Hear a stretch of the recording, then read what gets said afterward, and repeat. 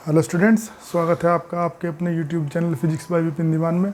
बच्चों, हमने जो अपना संधारित्र का चैप्टर है इसमें हमने ये पढ़ लिया था कि भाई संधारित्र अगर दो चालक हों, दो चालकों को जोड़ने पर कितनी ऊर्जा में हानि होती है, आवेश कैसे बढ़ते हैं और उभयनिष्ठ विभव कितना रहता है। अब इसमें नेक्स्ट पॉइंट है हमारा कि हम अगर हमारे पास में बहुत से संधारित्र हैं तो उनको हम किस किस तरीके से जोड़ सकते हैं, कितने तरीके हैं जोड़ने के। तो मेनली दो क्रम होते हैं, एक होता है श्रेणी क्रम, एक होता है समांतर क्रम। तो श्रेणी क्रम क्या है? देखो, श्रेणी क्रम क्या है, अगर सभी संधारित्र, मान लो 3 संधारित्र हैं, ये C1 है, ये C2 है और ये C3 है, और 3 संधारित्रों को हम ऐसे जोड़ दें कि देखो ये पहले संधारित्र की पहली प्लेट है, ये पहले की दूसरी प्लेट है, ये दूसरे की पहली प्लेट है और ये दूसरे की दूसरी प्लेट है, ये तीसरे की पहली प्लेट है और ये तीसरे की दूसरी प्लेट है। समांतर प्लेट संधारित्र लिए हैं हमने, तो 3 संधारित्र ऐसे रखे हैं।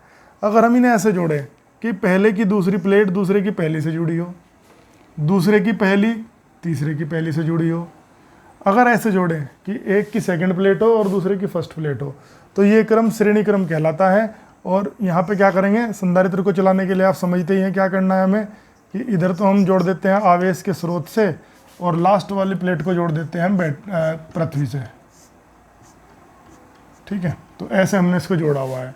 तो अगर हम ऐसा करेंगे तो ऐसा करने पे अब ये प्लस क्यू चार्ज यहाँ पे पहुँच जाएगा पहले की प्लेट पे, फिर इतना ही प्लेट दूसरे की पहले पे, मतलब इसकी सामने वाली प्लेट पे आ जाएगा, तो इस पे प्लस क्यू है, यहाँ पे माइनस क्यू, फिर मतलब इसके प्रेरण की वजह से इतना ही यहाँ पे प्लस का चार्ज आ जाएगा, यहाँ पे माइनस का। तो ऐसे ही ये चार्ज आगे तक बंट जाएगा।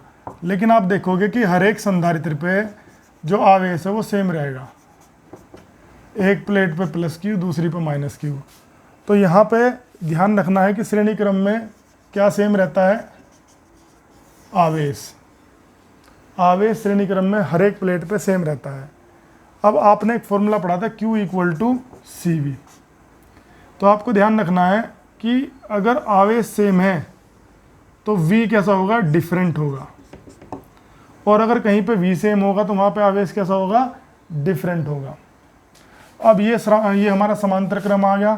समांतर क्रम में क्या होता है, जितने भी संधारित्र हैं सबकी पहली प्लेट एक जगह होती है। देखो ये इनकी सबकी पहली प्लेट है, और जो दूसरी प्लेट होती हैं वो सब एक जगह होती है। और फिर संधारित्र को चलाने के लिए जो सिस्टम होता है वो वैसे ही रहेगा कि सबसे आखिरी प्लेट पृथ्वी से जुड़ी होगी और सबसे जो पहली प्लेट होगी वो आवेश के स्रोत से जुड़ी होगी। तो आप यहाँ से देख सकते हैं, यह आवेश जब इस तार से चलेगा तो ये 3 जगह बढ़ जाएगा। तो मान लो पहली प्लेट पे आवेश कितना है, Q1, दूसरे वाले पे कितना है, Q2, तीसरे वाले पे कितना है, Q3। तो यहाँ पे अपने आप ही आपको दिख रहा है कि यहाँ पे Q डिफरेंट है तो V कैसा रहेगा, यहाँ पे सेम। ये बहुत इंपॉर्टेंट पॉइंट है कि जो समांतर क्रम, जो श्रेणी क्रम होता है उसमें आवेश हर एक संधारित्र पे सेम रहता है, लेकिन V या पोटेंशियल या फिर पोटेंशियल डिफरेंस, विभवांतर कैसा रहता है, डिफरेंट रहता है, अलग अलग रहता है। यहाँ पे V सेम रहता है लेकिन Q कैसा रहता है, सब पे डिफरेंट रहता है। अब इसको जरा हम सोल्व कर लेते हैं। सोल्व करना बड़ा सरल है, इजी है इसको। अब आप मान लो कि पहले वाले की प्लेट पे विभवांतर है V1, क्योंकि अब विभवांतर डिफरेंट है ना, तो पहले पे V1 मान लो, दूसरे पे कितना हो जाएगा V2 और तीसरे पे कितना हो जाएगा V3। ठीक है, और यहाँ पे क्या करेंगे हम, आवेश सेम आ गया, आवेश कैसा आ गया, सब पे आवेश जो है डिफरेंट आ गया, ऐसा मान लेते हैं हम।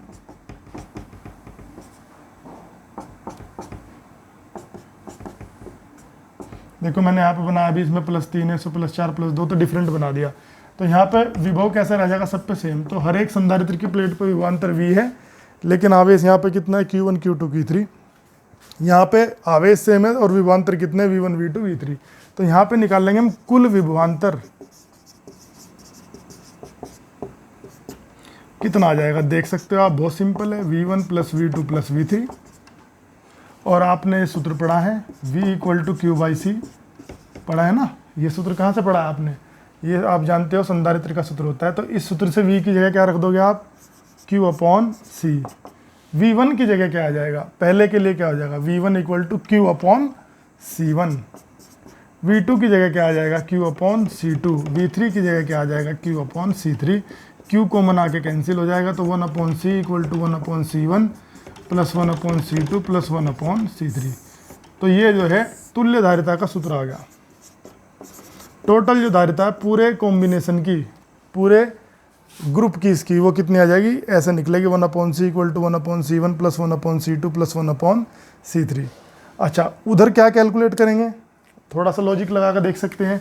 यहाँ पे हम आवेश ज्ञात करेंगे, तो टोटल आवेश, कुल आवेश